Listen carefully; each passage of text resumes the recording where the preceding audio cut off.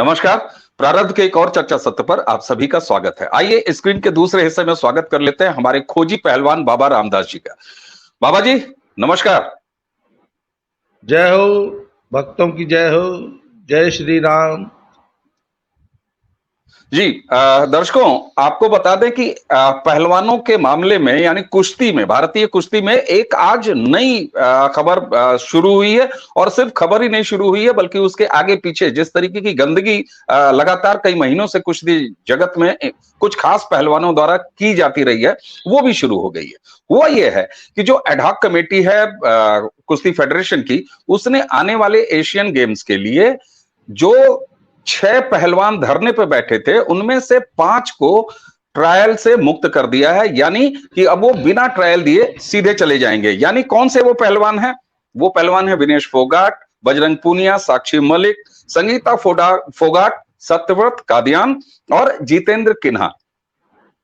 यही सारा कुछ इनका प्रयोजन था जो इतने महीनों से ये धरने पे बैठे थे। आइए बाबा रामदास जी से पूछते हैं। रामदास जी, सर ये क्या हुआ? ये तो फिर वही सब कुछ हो रहा है जिसके लिए जो कुश्ती फेडरेशन था उसने प्रयास किया था, उसके पूर्व अध्यक्ष ने प्रयास किया था। ये धरने पे बैठे थे और धरने पे बैठने के बाद जो है इनको ट्रायल फ्री कर दिया गया, यानी इनका कोई ट्रायल नहीं। नहीं, ट्रायल तो होगा हम्म। परंतु पूरा ट्रायल नहीं होगा। देखिए इसमें अंतर है। टेक्निकली ये तो कह सकते हैं कि हम ट्रायल दे के आए हैं, पर असल में वो ट्रायल नहीं है। इनको ये छूट दी गई है कि ये आगे, अभी नहीं, अभी चूंकि ये बहुत बड़ी राष्ट्र सेवा किए हैं, जंतर मंतर पे धरना दिए और पूरे देश में धरना प्रदर्शन आंदोलन किए हैं, तो इनको ये छूट दी गई है कि ये सबके साथ ट्रायल नहीं देंगे। 1 महीने बाद जब इनकी सुविधा होगी तब ये एक सिंगल बाउट ट्रायल देंगे। सिंगल बाउट ट्रायल का ये मतलब है कि आज जो लड़का ट्रायल देगा वो कम से कम 4 कुश्ती लड़ेगा। ठीक है। 4 पहलवानों को हरा के सेलेक्ट होगा, पर सेलेक्ट होकर भी सेलेक्ट नहीं होगा। सबसे बड़ी विडंबना यह है, आज जो ट्रायल हो रहे हैं उसमें एक लड़का पहले तो 4 कुश्ती लड़ा, ठीक है, और अपना खून पसीना बहा के जला के ट्रायल में फर्स्ट आया। परंतु अभी वो एशियन गेम्स में खेलना उसका या वर्ल्ड चैंपियनशिप में खेलना अभी भी संदिग्ध है। क्यों? क्योंकि एक माफिया से उसको अभी और लड़ना है, और उस माफिया को सिर्फ 1 कुश्ती लड़के चले जाना है। इसको 4 कुश्ती लड़ने के बाद भी इसका भविष्य अनिश्चित है। अच्छा, इसको यह सजा क्यों दी जा रही है? क्योंकि इसने धरना नहीं दिया। मतलब आज अगर आप, जैसे फॉर एग्जांपल एक लड़का है, वो यूपीएससी में प्रीलिम्स देता है, मेंस देता है, और एक जो है जंतर मंतर पे धरना देता है। ठीक बात। और फिर 1 साल बाद सरकार कहती कि अरे चलो, जो अब तक मेहनत करके तैयारी कर रहा था, तुम चलो प्रीलिम्स निकालो, फिर मेंस निकालो, फिर इंटरव्यू निकालो। और बेटा तुम धरना दियो, तुम सीधा इंटरव्यू दो यार, कोनो बात नहीं। ठीक है सर, ये अन्याय है उस लड़के के साथ जो कि पिछले 4 दिन मैट पे खून पसीना बहा रहा था, जब ये लोग नेतागिरी कर रहे थे, जब ये लोग संसद घेर रहे थे, जब ये टिकैत और चढ़ौनी के साथ नेतागिरी कर रहे थे, जब ये खाप पंचायतों के साथ नेतागिरी कर रहे थे, जब ये भारतीय लोकतंत्र को पूरी दुनिया में बदनाम कर रहे थे, जब ये सारी दुनिया को ये बता रहे थे कि हिंदुस्तान में लड़कियां सुरक्षित नहीं है, हिंदुस्तान एक सुरक्षित देश नहीं है, यहाँ सिविल लिबर्टीज नाम की चीज नहीं है, यहाँ महिलाओं की जान माल, इज्जत, आबरू संदिग्ध पे खतरा है, यहाँ का कुश्ती संघ का अध्यक्ष 1,000 लड़कियों का शोषण करता है। सर हमने तो बड़े बड़े वो एक नादिया कोमेनेसी नाम की एक जिम्नास्ट थी जो परफेक्ट 10 ली थी 14 साल की उम्र में, बहुत बड़ी बहुत विख्यात खिलाड़ी रही है। उनके देश का जो प्रशासक था वो क्या नाम था, वो एक डिक्टेटर था और उसका लड़का जो है नादिया कोमेनेसी को उठवा लिया था जबरदस्ती, अपने महल में अपने रनिवास में रखा है। ये एक दुनिया की बड़ी कड़वी सच्चाई है, क्योंकि वहां पे डिक्टेटरशिप थी। हमने बहुत से ऐसी डिक्टेटरशिप की कहानियां उदय और कुशय के बारे में सुनी है जो कि सद्दाम हुसैन के लड़के थे। हमने ऐसी ही डिक्टेटरशिप की कहानियां सुनी हैं गद्दाफी के बारे में लीबिया में, नॉर्थ कोरिया। पर सर हाँ, पर वहां पे एकाध लड़की को ऐसा, एकाध कन्या के साथ ऐसा होता था। यहां तो ये इमेज बनाई कि 1,000, मतलब महाराजा पटियाला भी 365 पे जाकर रुक गए थे। महाराजा भूपेंद्र सिंह, उनके बारे में दीवान, उनके एक प्राइम मिनिस्टर थे दीवान जर्मनी दास, उन्होंने पुस्तकें लिखी हैं उस जमाने में 1930 और 50 के दशक में। महाराजा भूपेंद्र सिंह महाराज पटियाला थे, तो उनके रनिवास में 365 रानियां थी। वो रनिवास में तो मैं खुद रहा हूं, old boys hostel NIS Patiala में, उसी रनिवास में चलता है। तो वहां आज भी कहानियां सुनाई जाती हैं जी। सर महाराजा पटियाला की भी 365 रानियां थी। यहां तो 1,000 लड़कियों के साथ ऐसा हुआ, ऐसे आरोप लगाए गए। तो जो लोग पूरे देश को दुनिया में बदनाम कर रहे थे, जो UWW को मेल्स लिखते थे कि नहीं नहीं एशियन चैंपियनशिप हिंदुस्तान में मत कराओ, हिंदुस्तान तो बहुत असुरक्षित देश है, यहां तो भारतीय महिला पहलवान सुरक्षित ही नहीं है, हाँ? उनको अब ये हमारी भारत सरकार ने और अडॉक कमेटी ने इनाम दिया है कि आप लोग बहुत थक गए होंगे, आप लोग राष्ट्र की बहुत बड़ी सेवा की है 4 महीना, है जी। यही लोग थे ना जो कहते थे जब तक हमारा निस्तारण नहीं होता तब तक हम एशियन गेम्स नहीं खेलेंगे। बिल्कुल यही इनके बयान थे ना। तो इन लड़कों को जो सजा दी जा रही है कि आज ये ट्रायल जीतकर भी विजेता नहीं है। बिल्कुल ये लड़के जो अभी एशियन गेम के, ये जो लड़के एशियन गेम्स ट्रायल जीत जाएंगे तब भी इनका एशियन गेम्स खेलना सुनिश्चित नहीं है अभी। क्यों? क्योंकि एक माफिया, कुश्ती माफिया, एक माफिया से इनको ट्रायल। अच्छा एक मिनट, वो 5 नहीं 6 लड़कों को, 6 पहलवानों को ये छूट दी गई है। वो 6 में 3 तो यह है बजरंग, विनेश और साक्षी, और वो सर फिल्मों में एक हीरो के साथ साइड किक होता था ना राजेंद्र कुमार के साथ राजेंद्र नाथ नामक एक कॉमेडियन किस्म का एक हीरो के दोस्त हुआ करते हैं। बिल्कुल बिल्कुल, है ना? तो जो हीरोइन को भाभी जितेंद्र किन्हा, हाँ, जो हीरोइन को हमेशा भाभी कहते हैं, और मार्केटिंग में अगर कहिए बाजार में तो एक के साथ एक फ्री आने की भी परंपरा है, स्ट्रैटेजी। तो जितेंद्र किन्हा की क्या औकात है इंडियन रेसलिंग में, सिवाय इसके कि वो बजरंग पूनिया का पानी मार है, चेला है। सत्यव्रत कादियान के बारे में क्या कहेंगे? एक मिनट, सत्यव्रत कादियान की क्या औकात है? उनका आज अगर देश में सीनियर नेशनल में सत्यव्रत कादियान फर्स्ट आ जाएंगे इसकी कोई गारंटी नहीं है। उनको हराने वाले कम से कम 5-7 लड़के तो डोमेस्टिक सर्किट में हैं। और संगीता फोगाट की क्या क्वालिफिकेशन है? She is another Sonia Gandhi of Indian wrestling. ये तो हम लोग सोनिया गांधी के बारे में बोलते हैं ना कि उनकी क्या योग्यता है, मतलब राजीव गांधी की पत्नी होने के अलावा और क्या योग्यता है, तो संगीता फोगाट की और क्या योग्यता है? हैं?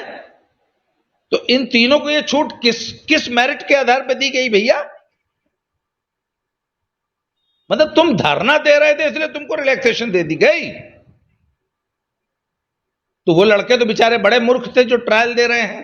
आज जो लड़के ट्रायल देंगे वो सब भी अगर धरना दिए होते तो वो सब भी वन सिंगल बाउट ट्रायल के देते ना। लगता तो ऐसे ही है।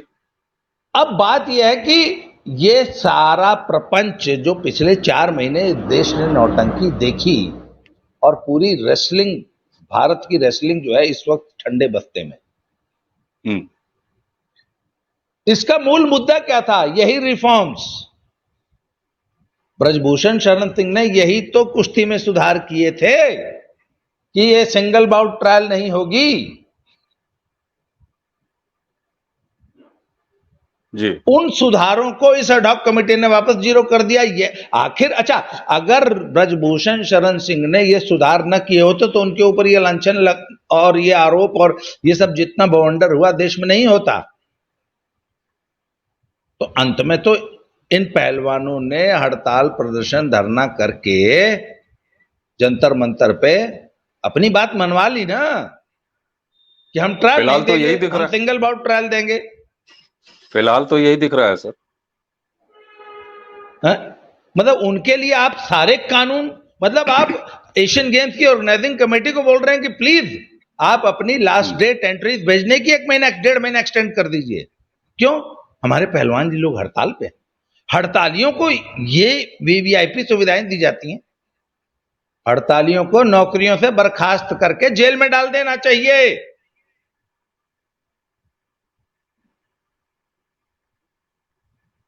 जी विडंबना बिल्कुल। ये है। बिल्कुल, अब ये विडंबना समझ में भी आ रही है। लेकिन रामदास जी, यहाँ पर एक थोड़ा सा, ठीक है, ये बड़ी निराशाजनक स्थिति है और एक तरह से कहा जाए तो जिस तथाकथित शोषण का पोस्टर लगा के ये महीनों महीनों सड़क पर कुश्ती खेलते रहे, दरअसल ये जो कुछ भी आपने बताया, जो कुछ सामने दिखाई दे रहा है, ये तो उन भावी और नए पहलवानों का शोषण है जो ये पहलवान कर रहे हैं, जिनको अब हम कुश्ती माफिया अगर कह दें तो इसमें भी कुछ हर्ज नहीं है। लेकिन इसी के साथ इन तमाम निराशाओं के बीच इस बार थोड़ी सी स्थिति में बदलाव दिखाई दे रहा है। बदलाव ये दिखाई दे रहा है कि ओलंपियन और हमारे बड़े सीनियर पहलवान इस देश के और कुश्ती जगत के बड़े नामी चेहरे और मेडलिस्ट, गोल्ड मेडल जो ओलंपिक में मेडल लेके आए हैं, योगेश्वर दत्त ने बेहद कड़ी प्रतिक्रिया व्यक्त की है। और न सिर्फ योगेश्वर दत्त ने ही प्रतिक्रिया दी है इस पर और इसका बहुत कड़ी निंदा की है, इसकी बहुत खिंचाई की है, बल्कि 16 साल के नेशनल चैंपियन और इस देश के कुश्ती कोच रहे कृपा शंकर जी बहुत सीनियर कोच है, जैसा कि मैंने उनके बारे में जाना, तो उन्होंने भी इसका बड़ा कड़ा विरोध किया है। और इसी के साथ साथ जब योगेश्वर दत्त ने एक वीडियो जारी किया, उस वीडियो में उन्होंने इस की बहुत निंदा की और बड़ी आलोचना की। साथ में उन्होंने आग्रह किया योगेश्वर दत्त ने कि बाकी पहलवानों को भी ये आवाज उठानी चाहिए। तो आवाज उठ रही है, ये एक जो है नए तरीके का बदलाव आपको दिखाई दे रहा है, इसके बारे में कुछ कहेंगे आप? हाँ, देखिए, मेरी सबसे बड़ी शिकायत कुश्ती जगत से ये रही है कि कुश्ती जगत इस प्रकार की गलत प्रैक्टिसेस पे मुंह बंद करके चुप रहता है। पर मैंने आज सुबह जब देखा योगेश्वर दत्त जी का वीडियो, उसके बाद अभी शाम को देखी मैंने कृपा शंकर जी की एक फेसबुक पोस्ट देखी है, उसके बाद अभी मैंने विनेश फोगाट की फेसबुक पोस्ट देखी। देखिए, हम उस पर जरा बाद में आएंगे, तो हम चाहेंगे कि आप इसको जरा सा बताएं दर्शकों को, यानी लोगों को, समाज को ये पता चले कि अब अगर ऐसा कुछ अन्याय हो रहा है तो उसके खिलाफ पहलवान भी खड़े हो रहे हैं। हम विनेश फोगाट के उस एफबी पोस्ट पर बाद में आएंगे, उस पर जरा तफसील से बात करने की जरूरत है। देखिए, एक तो सबसे पहले खिलाड़ियों के पेरेंट्स की बड़ी तीखी प्रतिक्रिया आई है। खिलाड़ी जो अभी एक्टिव रेसलर्स हैं, जो जूनियर बच्चे हैं, उनके जो पेरेंट्स हैं ना, उन्होंने इसके बड़ा तीखा विरोध किया है। योगेश्वर दत्त जी ने तीखा विरोध किया है, बाकी हमारे सारे कोचेस ने, तकरीबन सब ने बहुत कड़ा विरोध किया है कि यह अन्यायपूर्ण नीति है और ये नए बच्चों के साथ, ये आप अपनी नई पीढ़ी के साथ अन्याय कर रहे हैं, उन्हें हतोत्साहित कर रहे हैं जी। तो साहब, ये एक अच्छा बदलाव है जब नई पीढ़ी के लोग हमारे सीनियर कोचेस और हमारे अभिभावक। देखिए रेसलिंग में अभिभावकों का बहुत महत्व है। मैं बताऊं, बिल्कुल। कुश्ती का अभिभावक अन्य खेलों के अभिभावक से थोड़ा सा अलग होता है, थोड़ा सा, क्योंकि कुश्ती के अभिभावक का इन्वॉल्वमेंट अन्य खेलों के अन्य बच्चों से थोड़ा सा ज्यादा पाया गया है, ये मेरा अनुभव है। ठीक बात। और अभिभावकों ने जो इस एडहॉक कमेटी के निर्णय पे जो प्रतिक्रिया दी है ना, वो बड़ी सुखद है कि कम से कम अब उन्होंने भी अपने हक के लिए बोलना शुरू किया। नहीं तो आज तक ना सब लोग चुपचाप मुंह बंद करके बर्दाश्त कर रहे थे इस अन्याय को। तो एक तो सबसे पहले उन्होंने, और मुझे ताज्जुब नहीं होगा कि कल को ये हमारे जो जूनियर खिलाड़ी हैं ये दोबारा ट्रायल देने से मना करते हैं। वो ये बोल देंगे ठीक है भैया, अगर तुमको इतना ही तो इन्हीं 6 को भेज दो, यही 6 जो है एशियन गेम्स लड़ लेंगे, यही वर्ल्ड चैंपियनशिप लड़ लेंगे, यही ओलंपिक लड़ लेंगे, हम दोबारा ट्रायल नहीं देंगे, एक लॉजिकल बात हम आप कह रहे दोबारा हैं। ट्रायल नहीं दें। ये देखिए, इनका ये कहना है, अभी क्या है कि एशियन गेम्स ऑर्गेनाइजिंग कमेटी की एक बाध्यता है कि आप अभी अपनी टेंटेटिव टीम का नाम भेजिए। इन्होंने कहा कि ठीक है, अभी हम ट्रायल करा देते हैं और ये अभी जो बच्चे फर्स्ट आएंगे इनका नाम भेज देते हैं, फिर कल को ये माफिया लोग जो है, खलीफा लोग जो है, जब दोबारा वन बाउट ट्रायल देंगे तो अगर माफिया लोग भी जीत जाएंगे तो इन लड़कों का नाम काट के माफिया का नाम भेज दिया जाएगा। तो ये बहुत बड़ा अन्याय है एक बच्चे के साथ, एक नए लड़के। बिल्कुल। तो अब वो अगर ये सारे, अच्छा एक बात बताऊं आप, हमारे आमतौर पे हमारे इंडियन रेसलिंग में ना सीनियर, अपने से सीनियर्स की रिस्पेक्ट करने की एक बड़ी गौरवशाली परंपरा है। हमारे से अगर एक कोई हमसे सीनियर अगर कोई पहलवान है, कोच है, और मात्र 1 साल भी अगर सीनियर है, तो पहलवान जी करके बुलाया जाता है, कभी भी कोई नाम नहीं लेता और पैर छुए जाते हैं अपने सीनियर पहलवानों। इवन जी। मैंने तो बहुत सारे लड़कों को मैट पर, अपने से सीनियर पहलवान से कुश्ती आ गई तो मैट पर मैंने हाथ नहीं मिलाते, पैर छूते देखा है। मैट पे उससे बड़ी कुश्ती बात। लड़ने जा रहे हैं, पर हमारे यहाँ शेक हैंड की जो परंपरा है, मैंने बहुत सारे बच्चों को अपने सीनियर के पैर छूते देखा है। इतना म्यूचुअल रिस्पेक्ट होता है इंडियन रेसलिंग। तो जब ये आज से 3 महीने पहले, आपको याद होगा, जब ये लड़कियों ने दुराग्रह किया कि लखनऊ से हमारा कैंप शिफ्ट करके बहालगढ़ सोनीपत कर दिया जाए, तो साई ने एक रास्ता ये निकाला कि ग्रीको रोमन को लखनऊ भेज देते हैं और लड़कियों को यहाँ बहालगढ़ में एडजस्ट कर देते हैं। तो ग्रीको रोमन के पहलवानों ने एक तरह से विद्रोह कर दिया और सभी खिलाड़ियों ने, ग्रीको रोमन फ्री स्टाइल और के सभी खिलाड़ियों ने साई को चिट्ठी लिख दी कि अगर ऐसा ही करना तो फिर ग्रीको और फ्री दोनों को भेजो। अच्छा। हैं, हम ग्रीको रोमन अकेले लखनऊ नहीं जाएगी, क्योंकि देखिए ग्रीको रोमन और फ्री स्टाइल में सिर्फ कुश्ती का तो अंतर है बेसिक, और है तो बेसिक रेसलिंग, तो एक दूसरे के साथ प्रैक्टिस करते हैं। ग्रीको रोमन वाले फ्री स्टाइल ठीक। वालों के साथ भी प्रैक्टिस मैच पे करते हैं।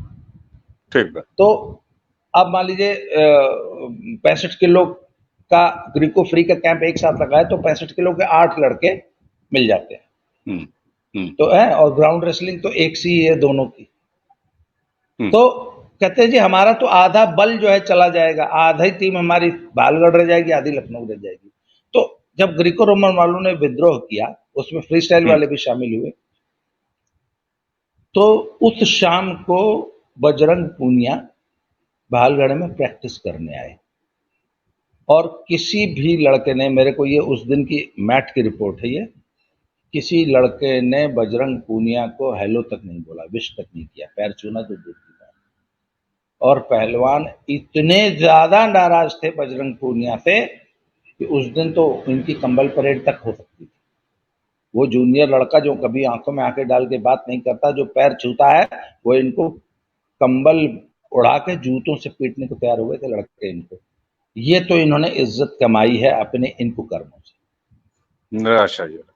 और आज मैं आपको बता रहा हूं, आज की तारीख में लड़के अगर इनको कहीं कोने में पा जाएंगे ना, अंधेरे में उसको, इस प्रक्रिया को हम लोग कंबल परेड बोलते हैं, कंबल उड़ा के मारना, पता नहीं लगी के मार गए। कई बार कमरे की लाइट बुझा सही। के भी मारा जाता है जूतों से। हॉस्टलों की ये तो पुरानी परंपरा है सर, चाहे इंजीनियरिंग हॉस्टलों की बात कीजिए या किन्हीं। हाँ, छात्र जीवन में ये सब आपने आपने खूब देखा है। बिल्कुल सर, तो खूब किया है। तो हाँ, खुद के साथ कभी हुआ तो नहीं है, लेकिन करने में बजरंग सहभागिता पून जरूर रही है। बजरंग पूनिया की कंबल परेड कभी भी हो सकती है कैंप में। ठीक बात। इतना गुस्सा है इनके प्रति आज कुश्ती जगत में, नए बच्चों में। और सर ये बड़ी दुर्भाग्यपूर्ण स्थिति। निश्चित रूप से, हम्म निश्चित रूप से। अब आ जाइए जरा विनेश फोगाट की पोस्ट पे जो उन्होंने लिखी है। जी, मैं वहीं आना चाहता था। दर्शकों, मैं अनुरोध करूंगा दर्शकों को कि जरा विनेश फोगाट की, सोशल मीडिया से जुड़े हुए हैं आप तो विनेश फोगाट की फेसबुक पोस्ट पढ़िएगा।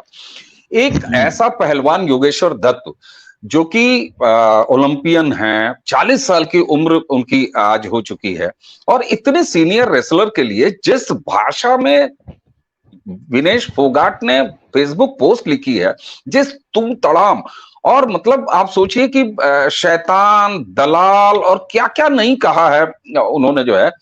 तो ये भाषा क्या है, और इस तरह की फ्रस्ट्रेशन किस तरह का, मतलब ये तो एकदम गुंडई की भाषा है। मैं दर्शक मुझे माफ करेंगे, लेकिन ये अराजक भाषा है, ये गुंडई की भाषा है। और वो खेल, वो कुश्ती खेल जिसके बारे में आप बता रहे हैं बाबा जी, कि ये गुरु शिष्य परंपरा की सबसे ज्यादा अगर देखा जाता है तो इस कुश्ती में देखा जाता है ना, क्योंकि भारतीय संस्कृति, भारतीय सनातन संस्कृति से जुड़ा हुआ ये खेल है। तो उसको जो है इतने संस्कारवान जो माहौल होता है, उस माहौल में इस तरह की सड़क छाप, सस्ती और छिछोरी भाषा विनेश फोगाट की, ये किस मनस्थिति को दर्शाती है सर? सर हम लोगों ने एक पिछले वीडियो में चर्चा की थी ना कि शर्म हया, पर्दा, है ना, ये महिलाओं के आभूषण होते हैं। और जिस दिन ये आभूषण जिस दिन उतर जाते हैं ना, फिर सर नीचे गिरने की कोई सीमा नहीं बचती। सर एक बार अगर आपका नैतिक पतन, चारित्रिक पतन हो जाए ना, तो सर फिर आप कहां तक नीचे गिर जाएंगे इसकी ठीक कोई बात। सीमा नहीं है। तो सर विनेश फोगाट की ये आज की जो फेसबुक पोस्ट है ना, ये जी, चारित्रिक पतन की नई गहराई है। ये चारित्रिक पतन की नई गहराई को मैं इसको नाम दूंगा। और समझे जा सकते। योगेश्वर दत्त पूरी कुश्ती जगत में ना अपनी शराफत के लिए और सौम्यता के लिए, शिष्टता के लिए जाने जाते हैं। उनकी जो इमेज रही है ना, बड़े सौम्य व्यक्ति की रही है। और जी, कुश्ती जगत में मैं खुद अपने को भी यही कहता हूँ कि हम लोग ना बड़े मस्त मौला और बहुत है ना राउडी किस्म के होते हैं, क्योंकि एग्रेशन हमारे नेचर में होती है ना। हमारे पूरे व्यक्तित्व से आपको आक्रामकता, एग्रेशन नजर आती है। लोग मुझे कई बार, जब फेसबुक पे मैं लिखा करता था तो लोग मुझे कहते थे कि दद्दा आपको पढ़ते पढ़ते कई बार ऐसा लगता है कि आप इसी फेसबुक के स्क्रीन से निकल के जो है दो चार ऊंचा मार देंगे है। और यही एग्रेशन आपको मेरी यूट्यूब वीडियोस में भी नजर आती होगी। पर इसके तो ये हम रेसलर्स का एक यूएसपी होता है, आक्रामकता हमारे व्यक्तित्व की है, क्योंकि हमारे स्पोर्ट्स की ये डिमांड भी है आक्रामकता। But it should be controlled. जहां आक्रामकता दिखानी है सिर्फ वहीं दिखानी। पर योगेश्वर दत्त पहलवान जी जो है ना, वो अपनी सौम्यता के लिए जाने जाते हैं। By nature he is very very polite and very soft person. और वो कुश्ती जगत में आप अगर किसी से बात करेंगे तो बजरंग पूनिया को यहां तक पहुंचाने में योगेश्वर दत्त का बहुत बड़ा रोल रहा है। मतलब जब योगेश्वर दत्त बहुत सीनियर थे तो बजरंग पूनिया बच्चे थे, और बजरंग एक ही अखाड़े में दोनों रहते थे, और बजरंग पूनिया के टैलेंट को योगेश्वर दत्त ने पहचान लिया था। और अखाड़ों में क्या होता है ना सर कि बहुत सारे बच्चे होते हैं, और वो आपने देखा होगा ना डिस्कवरी चैनल पे विल्डर बीस्ट का जो झुंड होता है, हजारों एक झुंड में चले जा रहे हैं तो उसमें बच्चे बेचारे कुचल जाते हैं, है ना। भीड़ भाड़ में बच्चे कुचल जाते हैं, तो ऐसे में ना बच्चों की रक्षा करनी पड़ती है।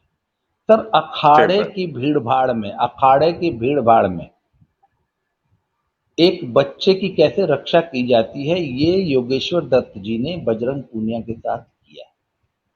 उनको बहुत ग्रूम बढ़िया। किया एज ए रेसलर, और बाद में तो ये आलम था कि उन्होंने अपना बॉडी वेट खाली कर दिया बजरंग पूनिया के लिए, ऐसा कहा जाता है। क्या बात। और शुरू के दिनों में, शुरुआती दौर में बजरंग पूनिया इस तथ्य को स्वीकार भी करते थे पब्लिकली कि मुझे पहलवान जी ने बहुत ज्यादा सहारा दिया है, ग्रूम किया।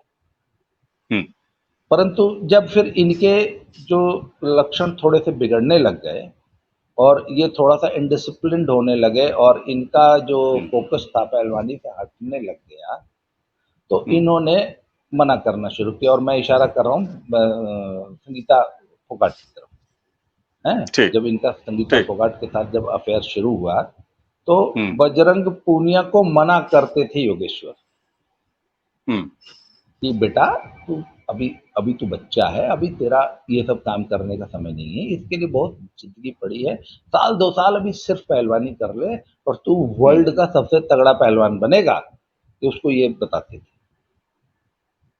तो वहां से अब ये तो एक सीनियर पहलवान की एक जूनियर के प्रति सद्भावना थी ना। आप बताइए ना, एक आदमी आपको दिन रात ग्रूम कर रहा है और आपको गलत रास्ते पे जाने से रोक रहा है? बिल्कुल बिल्कुल, क्योंकि वो आपका शुभचिंतक है, निश्चित रूप से। अगर शुभचिंतक नहीं होता ना तो बल्कि और उसको गलत रास्ते पे बढ़ाता, हाँ बेटा ऐश कर, छोड़ना कुछ नहीं होता, वो उसको रोकते थे।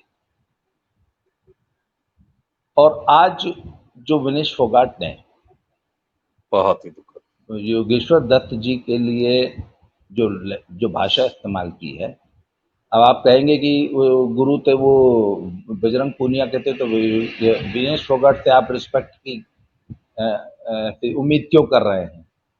अरे नहीं भैया, एक ही गिरोह है ना। आज मैं बजरंग पूनिया को और विनेश फोगाट को अलग नहीं मानता है। तो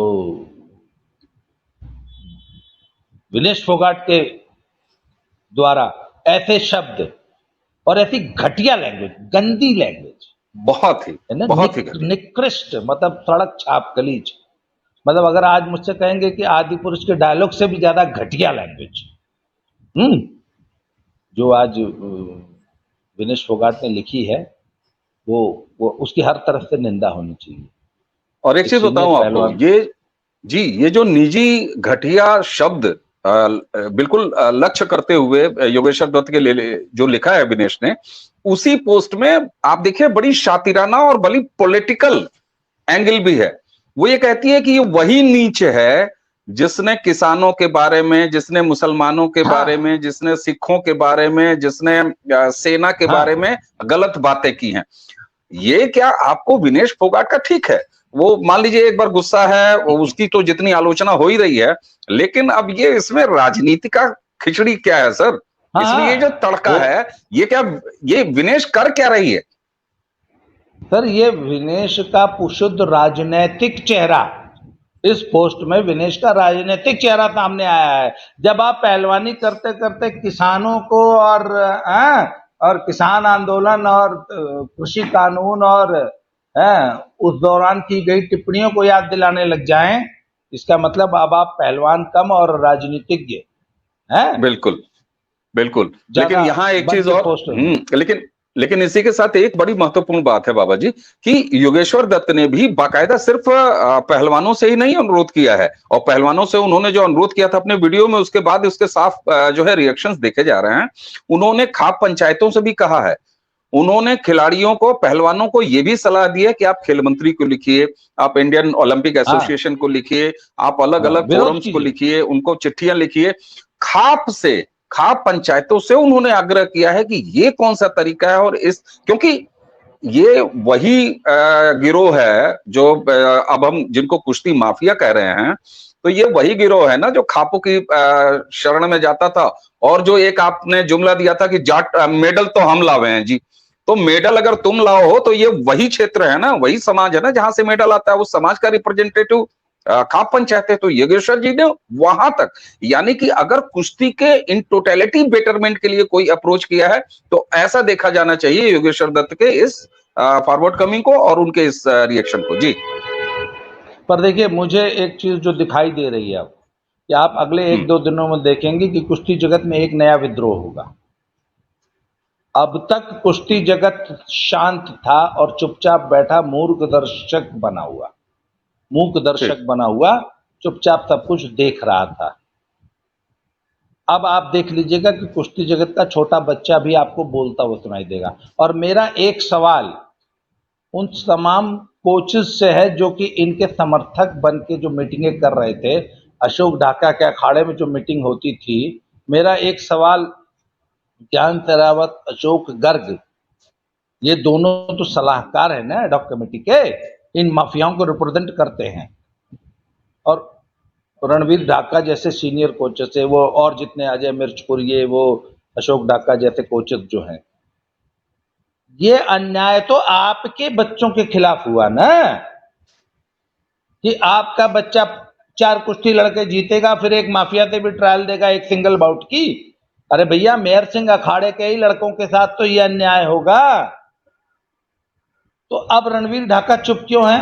क्या रणवीर ढाकर ने इस अन्याय के खिलाफ आवाज उठाई कि मेरे अखाड़े में जो प्रैक्टिस करते हैं उन लड़कों के साथ ये अन्याय है, अगर उनको एक ट्रायल और देनी पड़े इन माफियाओं के खिलाफ?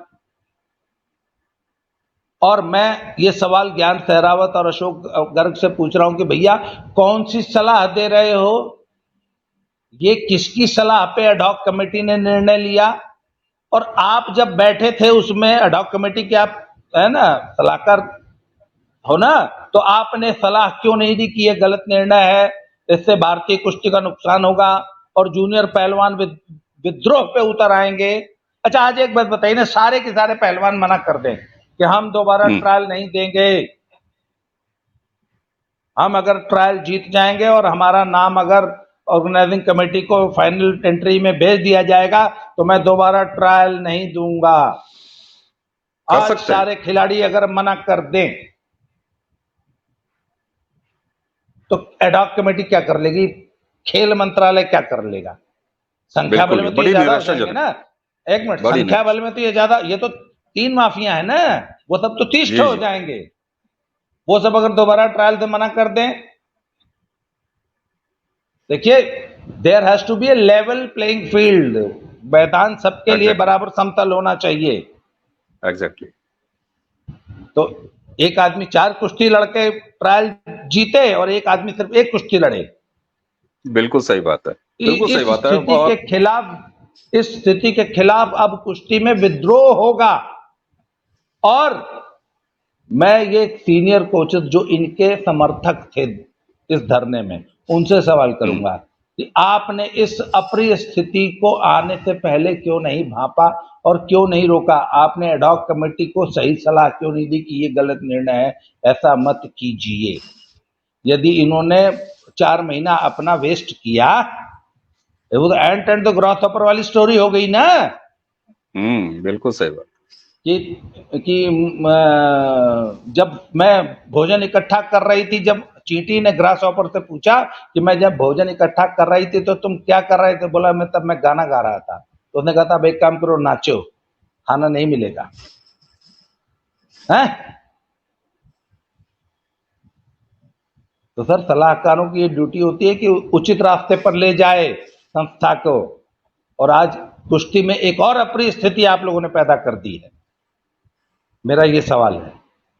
बिल्कुल, और न सिर्फ एक अप्रिय स्थिति पैदा कर दी है, बल्कि भारतीय कुश्ती को लगातार नुकसान पहुंचाने का वो क्रम जो सड़क पर बैठने से शुरू हुआ था, वो अब तो और अपने गंदे स्वरूप में सामने नजर आ रहा है। लेकिन इसी के साथ सकारात्मक बात बाबा जी ये तो मानी जाएगी कि अब योगेश्वर दत्त हो, कृपा शंकर जी कोच हो, बाकी पहलवान हो, और आप जिस तरफ संकेत कर रहे हैं और आपकी इस कुश्ती के पूरे इश्यूज पर जिस तरीके से आपकी भविष्यवाणियां, आपका आकलन, और आप जिस तरीके से पहचान रहे हैं और आप पहले ही बता रहे हैं लगातार हमारी चर्चाओं में, तो ये एक जो आज आपने कहा है कि हो सकता है कि कुश्ती जगत में नए पहलवानों द्वारा अब विरोध हो, तो निश्चित रूप से इस शोषण और इस अन्याय जो ये कुश्ती माफिया कर रहे हैं, ये पहलवान माफिया कर रहे हैं, इसके खिलाफ शुरू होनी चाहिए। जी भाई, विनेश फोगाट कहती है कि मैं एशियन गेम्स के ट्रायल के लिए फिट नहीं हूं, मुझे अभी तैयारी के लिए और समय चाहिए, परंतु वर्ल्ड रैंकिंग खेलने के लिए फिट है।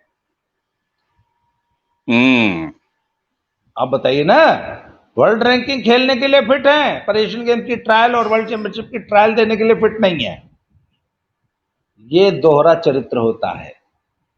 बिल्कुल, और इसको खुलेआम गुंडई कहिए हाँ, सर, ये दोहरा चरित्र कहिए, हाँ, दोगलापन तो है ही है, इसी के साथ ये माफियागिरी हाँ, है। हाँ। और जी, अब इसको जरा कंक्लूड करें तो क्या हम ये कह सकते हैं कि इसमें जो खेल मंत्रालय है, इंडियन ओलंपिक एसोसिएशन है, उसकी तरफ से भी थोड़ी सी निराशा दिखाई दे रही है एक्शन लेने में या इस तरह के चीजों को इनिशिएट करने में? देखिए, मैं आपको बताऊं, मेरा ये सीधा मानना है कि इस पूरे प्रपंच में अनुराग ठाकुर का रोल बहुत खराब है और संदिग्ध है। खेल मंत्रालय, और मुझे तो ताज्जुब होता है कि बीजेपी हाईकमांड और सरकार क्यों मूक दर्शक बनी हुई है, और डीजी साई का रोल बहुत संदिग्ध है। और ये सवाल आपने पहले भी उठाया था। एडॉक कमेटी के बाजवा साहब तो वो बेचारे तो उम्मी हैं, वो तो उनको तो जो कुछ कह दे रहा है, वो तो उनको तो सरकार के निर्देश है कि लेट जाओ, ए बाजवा टांग खोल दो, लेट जाओ, तो बाजवा लेट गए। पर खेल मंत्रालय क्यों इस तरीके से इन धरनाजीवियों के आगे सरेंडर किए हुए, ये एक चलिए बहुत सर, कौतूहल का विषय है मेरे लिए। बिल्कुल कौतूहल है, लेकिन अब जिस तरीके से एक सीनियर ओलंपियन पहलवान योगेश्वर दत्त सामने आए हैं, बहुत सारे और सीनियर आ रहे हैं, और आप भविष्यवाणी कर रहे हैं कि अब जूनियर लेवल पे, यानी जो नए पहलवान हैं, जो क्षमतावान हैं, जिनके सामने पूरा उनका कैरियर खड़ा हुआ है और सामने उनका भविष्य दिख रहा है, वो शायद अपने इस शोषण, इस अन्याय के खिलाफ आवाज उठाने के लिए सामने आएंगे। देखते हैं कि आगे किस तरीके से इसमें रिएक्शन होता है। तो अगर आप कुछ चलते चलते कंक्लूड करें तो उसके बाद फिर आपकी आज की चर्चा हम समाप्त करें। जी, जो मेरा आकलन है, जो मैं देख पा रहा हूं, समस्या को समझ पा रहा हूं, आप 1-2 दिनों के अंदर देख लीजिएगा, जिस प्रकार ग्रीको रोमन और फ्री स्टाइल के लड़कों ने, हमारे नेशनल कैंपर्स ने लखनऊ कैंप शिफ्ट करने का विरोध किया था ना, आज शाम तक या कल तक उनका विरोध सामने आ जाएगा। वो स्पष्ट मना कर देंगे कि ये गुंडई न चली, हम लोग इस अन्याय को बर्दाश्त नहीं करेंगे।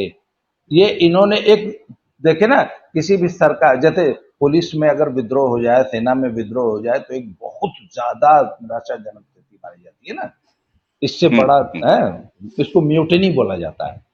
अगर सेना या पुलिस, एक बार याद है आपको, यूपी में पीएससी ने हड़ताल कर दी थी, पीएससी वर्सेस पुलिस हो गई थी। जी, है ना, और तो इसको हड़ताल नहीं बोला जाता।